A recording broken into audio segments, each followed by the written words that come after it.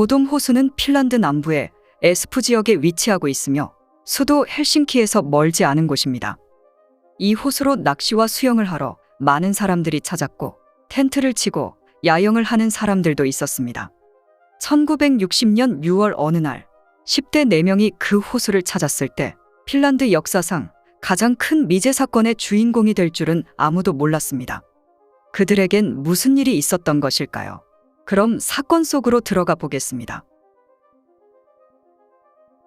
닐스와 세포는 12살 때부터 절친한 친구가 되었습니다. 두 친구는 그림자처럼 붙어 다녔고 종종 서로의 집에서 밤을 보내기도 했었죠. 1960년 5월, 당시 18세였던 세포는 15세였던 아녀와 사귀기 시작했습니다. 이후 아냐는 닐스에게 자신의 친구인 마일라를 소개해줬습니다. 마일라는 닐스에게 매력을 느꼈고 그렇게 두 사람도 커플이 되었습니다. 얼마 후 그들 4명은 보돔 호수로 캠핑을 가기로 결정하게 됩니다. 그러나 마일라와 아냐의 부모님들은 야외에서 밤을 보내는 것이 안전하지 않다고 판단하여 그곳에 가는 것을 반대했습니다. 마일라와 아냐는 부모님에게 간절히 애원했고 결국 그들 부모는 마지못해 허락하게 됩니다. 닐스와 세포는 남자였고 어느 정도 나이도 있었기 때문에 소녀들의 부모님들보다 쉽게 허락받을 수 있었습니다. 1960년 6월 4일, 닐스와 세포는 2대의 오토바이에 각자 여자친구를 태우고 보돔 호수로 출발하게 됩니다. 호수에 도착한 그들은 남쪽에 자리를 잡았습니다. 배낭을 내려놓은 후 두 소녀는 오토바이를 타고 노점상에 들러 껌과 와인 그리고 음료 몇 병을 구입했습니다. 두 소년이 야영장에 도착하니 벌써 오후 7시 15분이었죠. 수영하는 사람들도 점점 줄어들고 있었습니다. 그들은 텐트를 설치했고 텐트의 가장 높은 높이는 113cm였습니다. 내부에서 사람이 똑바로 설 수 없는 높이였죠. 폭은 138cm로 겨우 4명이 잘 수 있었습니다. 다음 날 오전 6시가 다 되었을 때 두 청년이 보돔 호수 남쪽을 거닐고 있었습니다. 높은 지대로 올라가 보니 오토바이가 자작나무에 기대어 있었습니다. 그리고 옆에는 무너진 텐트가 있었습니다. 뒤이어 한 남성이 텐트에서 숲으로 걸어가는 것을 목격하게 됩니다. 그들은 그 남성의 얼굴을 보지 못했고 밝은색 셔츠를 입은 성인 남성이라는 것만 알 수 있었습니다. 그 남성은 숲으로 들어간 후 사라져버렸습니다. 결국 두 청년은 야영객을 방해하고 싶지 않아 자리를 떴습니다. 오전 10시가 되자 많은 사람들이 텐트가 무너진 것을 목격했지만 단지 야영객이 싸운 줄 알고 가까이 다가가서 보지 않았습니다. 오전 11시 15분, 한 행인이 그곳을 산책하던 중 텐트에 쓰러져 있는 남자를 목격하게 되었고 인근 공사장으로 달려가 경찰에 신고하게 되었습니다. 경찰이 현장에 도착했고 닐스가 텐트 위에 누워 있었습니다. 닐스는 회색 스웨터에 검은색 바지를 입고 있었고 얼굴 전체가 심하게 부어올라 있었습니다. 또한 왼쪽 팔뚝과 오른쪽 얼굴에 자상이 남아 있었습니다. 나머지 3명은 텐트 안에서 누워있는 채 발견되었습니다. 텐트 가장자리에 쓰러져 있던 세포는 청바지 단추가 풀려 있었고 알 수 없는 둔기로 여러 차례 공격을 받았으며 왼쪽 두개골은 골절된 상태였습니다. 또한 수많은 자상은이 발견되었습니다. 세포의 여자친구인 아냐는 몸을 구부린 채 발견되었고 얼굴은 담요로 덮여 있었습니다. 상의는 배가 보일 정도로 올라가 있는 상태였습니다. 그리고 아냐 역시 두개골이 골절된 상태였습니다. 마일라의 청바지는 무릎 아래까지 내려와 하체가 드러난 상태였고 상의도 어깨까지 올라간 상태였습니다. 마일라 역시 둔기로 공격을 받았고 이마와 턱이 골절된 상태였습니다. 또한 15곳의 자상은이 남아 있었습니다. 경찰은 처음에 범인이 텐트에 고정된 밧줄을 끄는 것으로 보았습니다. 이어 범인이 텐트 밖에서 무차별 공격을 가했고 이후 4명은 텐트에 갇혀 탈출하지 못했으며 제대로 된 반격조차 하지 못한 것으로 추측했습니다. 현장에서 범행에 사용한 흉기는 발견되지 않았습니다. 4사람의 지갑과 신분증은 사라졌고 세포의 가죽 재킷과 두 소년의 시계와 신발 그리고 오토바이 열쇠도 사라진 상태였습니다. 그러나 오토바이가 그대로 남아 있었기 때문에 강도 사건이라고 보기에도 애매한 상황이었습니다. 이후 경찰과 자원봉사자들이 보돔 호수를 샅샅이 뒤졌습니다. 다이버들은 호수 바닥까지 수색을 이어나갔죠. 조금이라도 의심스러운 물건은 모두 수거되었습니다. 경찰은 현장에서부터 500m 떨어진 길가에서 혈흔이 남아있는 구두를 발견했고 그 구두는 닐스의 구두였습니다. 세포의 신발은 닐스의 구두가 발견된 길 건너편 덤불에서 발견되었습니다. 경찰이 수사에 최선을 다하는 모습이었지만 사실 문제가 많았습니다.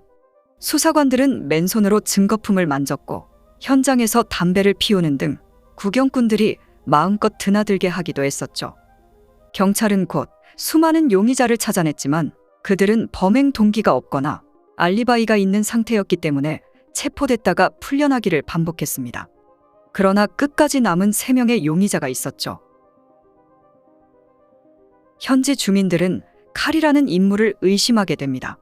당시 51세의 칼은 보도모수 남쪽에서 노점상을 운영했고 노점상에서부터 멀지 않은 곳에서 거주하고 있었습니다.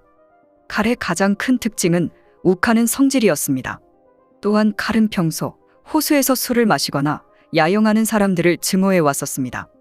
한 번은 칼이 트럭 창문을 향해 총을 쏴 유리를 깨뜨린 적도 있었습니다. 당시 경찰이 칼을 신문했을 때 칼은 트럭 기사가 너무 빨리 운전하고 경적을 울렸기 때문에 겁만 주려 했을 뿐이라고 말했습니다. 그리고 칼의 차에는 항상 쇠파이프가 놓여 있었고 허리에 항상 사냥용 칼을 차고 다녔습니다. 앞서 언급했듯이 닐스와 세포는 호수에 도착한 후 노점상에 들렀었습니다. 그 노점상이 바로 칼이 운영하는 노점상이었죠.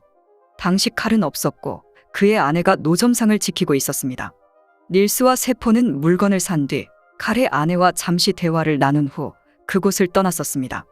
오후 9시경 노점상을 닫은 칼의 아내는 집으로 돌아와 칼에게 4명의 젊은이가 근처에서 야영을 하고 있다고 알렸었죠. 또한 닐스의 신발이 발견된 장소가 칼의 노점상에서 그의 집으로 가는 길이었습니다. 그리고 칼이 사건 후 마당에 있는 우물을 메웠다는 점도 의심을 샀었죠. 경찰은 칼과 그의 부인을 신문했는데 두 사람 모두 그날 밤 집에서 잤다고 주장했습니다. 경찰은 칼의 집을 수색했지만 뒷받침할 증거는 아무것도 발견되지 않았습니다. 1년이 넘도록 진행된 수사 끝에 결국 경찰은 칼을 용의자에서 제외시켰습니다. 사건 다음 날인 오전 10시 45분, 독일 태생 남성이 혼수 상태로 헬싱키의 한 병원에 실려왔습니다. 그의 이름은 한스로 보도모수 근처에 사는 수상한 남자였습니다. 당시 한스의 손과 작업복에는 붉은 얼룩이 남아 있었습니다. 한스의 아내는 그가 심한 복통으로 쓰러졌다고 알렸습니다. 의사가 한스의 반응을 보기 위해 허리를 꾹꾹 찌르자 한스는 낄낄대며 웃었습니다. 그는 분명 혼수 상태가 아니었습니다. 한스는 자신의 거짓말이 들통났음에도 수치심이나 뉘우침을 전혀 보이지 않았고 자신을 당장 치료해달라며 병원 직원들을 위협했습니다. 한스의 괴상한 행동에 병원 관계자들은 그를 주의 깊게 관찰했습니다. 또한 한스는 자신이 독일군을 배신하고 소련 KGB에 가입했다며 털어놓기도 했었죠. 그렇게 한스는 며칠 후 퇴원했고 이후 추가 치료를 받기 위해 몇 차례 병원을 찾았습니다. 보도모수 범인이 금발이라는 언론 보도가 나오자 한스는 머리를 깎기도 했었습니다. 7월이 되자 병원 직원들은 한스의 행동을 수상히 여겨 경찰에 신고하게 됩니다. 병원 직원들이 한스를 더욱 의심하게 만든 것은 바로 용의자의 초상화가 공개되었기 때문이었죠. 분명 이 초상화는 한스와 많이 닮아 있었습니다. 사실 이 초상화는 닐스의 기억을 바탕으로 만들어진 것입니다. 사건 4일 후인 6월 9일, 닐스는 심한 통증과 함께 병원에서 깨어났습니다. 닐스가 주변을 둘러보았을 때 어머니가 옆에 앉아 있었고 옆에는 의사가 서 있었습니다. 닐스는 말하고 싶었지만 입을 열기가 힘들었습니다. 닐스가 자신의 얼굴을 만져보니 턱에 두꺼운 거즈가 몇 겹 씌워져 있었죠. 그리고 닐스는 자신에게 무슨 일이 있었는지 기억하려 노력했습니다. 그러나 아무리 노력해도 이후 무슨 일이 일어났는지 닐스는 기억하지 못했죠. 완전히 정신을 차린 닐스의 첫 반응은 세포를 만나게 해달라는 것이었습니다. 그러나 유일하게 살아남은 사람은 닐스뿐이었습니다. 경찰은 닐스에게서 그날 무슨 일이 일어났는지 답을 얻을 것이라고 기대했지만 닐스의 답은 고통스러운 신음뿐이었습니다. 6월 23일, 의사는 닐스가 퇴원할 수 있다고 결정했습니다. 닐스는 경찰서로 이송되어 그날 밤 자신의 기억을 진술하기 시작했습니다. 6월 4일 토요일, 닐스와 세포는 오후 7시 30분경 텐트를 쳤습니다. 마일라와 아냐는 호수에서 수영을 하고 닐스와 세포는 술을 마시며 낚시를 했습니다. 마일라와 아냐가 수영을 마친 후 네 사람은 계속 술을 마셨습니다. 9시 30분, 닐스와 마일라는 한동안 키스를 하며 껴안았고 1시간 후 텐트로 돌아가 잠을 자기로 결정했습니다. 그렇게 닐스와 마일라는 작은 텐트를 비집고 들어가 잠을 청했습니다. 몇 시간 후, 닐스는 세포가 낚시 도구를 찾는 소리에 잠에서 깼습니다.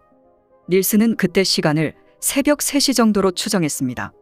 닐스는 갑자기 수영을 하고 싶어 세포와 함께 호수로 향했고 마일라와 아냐는 계속 자고 있었습니다.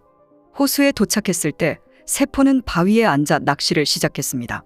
닐스는 물이 너무 차가워 결국 수영하지 못했고 세포를 남겨둔 채 텐트로 돌아갔습니다.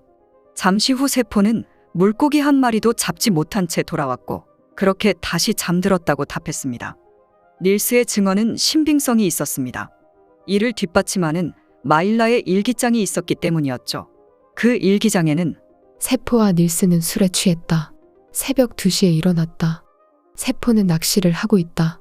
이렇게 3마디만 쓰여 있었습니다. 그리고 닐스의 다음 기억은 병원에서 깨어나는 기억이었습니다. 경찰은 닐스의 억눌린 기억이 되돌아와 주길 바라며 닐스를 사건 현장으로 데려갔습니다. 그러나 닐스는 아무것도 떠올리지 못했죠. 경찰에게 남은 한 가지 선택은 최면을 통해 닐스의 기억을 되살리는 것이었습니다. 사건 한 달 후, 정신과 교수는 닐스에게 최면 요법을 3차례 수행했으며 각각 30분씩 진행되었습니다. 처음 2번의 최면에서는 아무런 정보도 얻을 수 없었습니다. 3번째 최면이 시작되었고 교수는 닐스에게 그날 밤 비명 소리를 들었는지 물었습니다.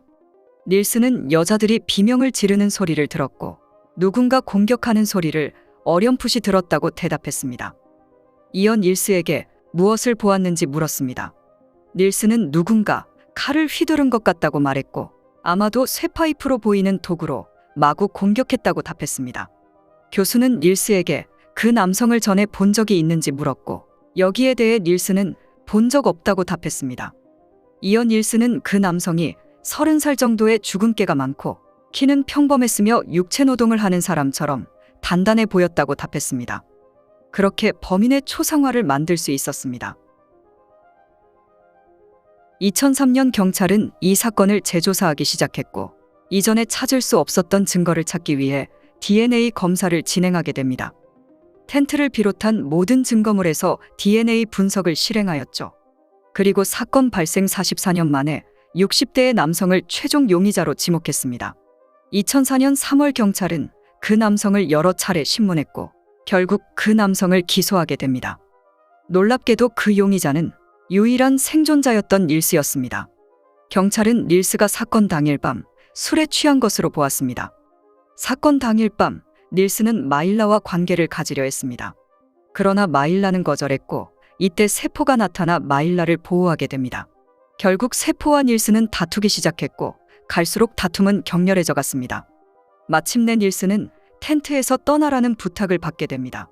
이때 닐스는 분노에 휩싸이게 되었고 세 사람이 모두 잠들 때까지 기다렸다가 텐트에 설치된 끈을 끊어 세 사람을 가두게 되었습니다. 닐스는 텐트 안에 세포의 위치를 알고 있었고 돌로 세포의 머리를 내리쳤습니다.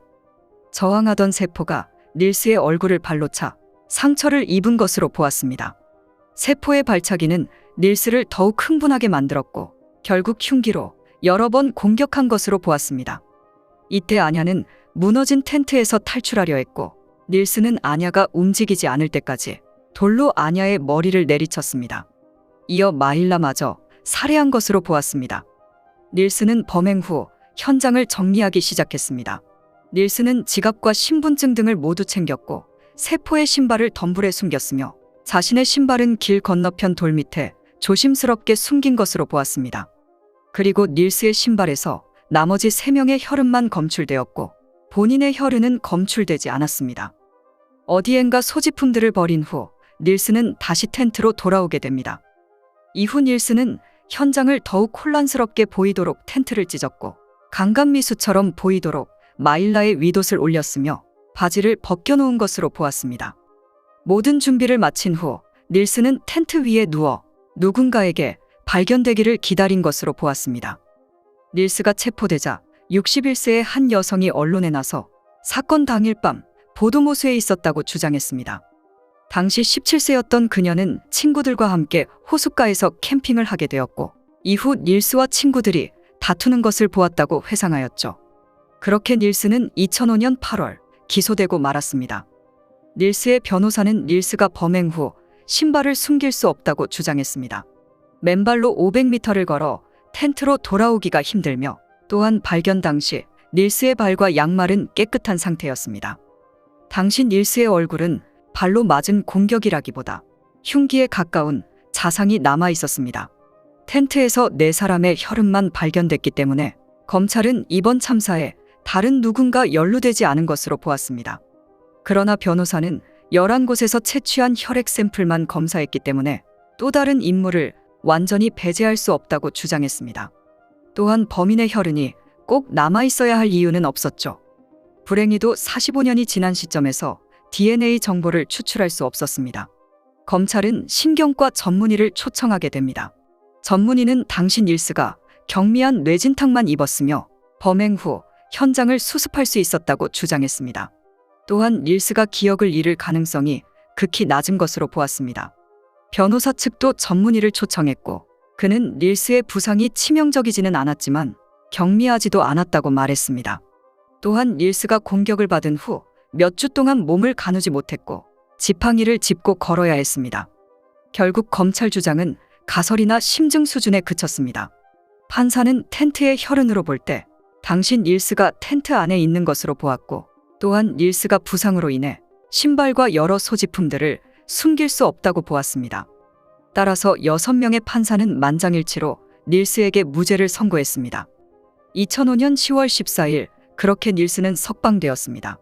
닐스가 체포되었을 때 수많은 언론이 그를 헐뜯었고 닐스는 한동안 집에 숨어 살아야 했습니다. 무죄 판결을 받은 후 닐스는 4만 5천 유로의 보상금을 받았고 검찰은 항소를 포기했습니다.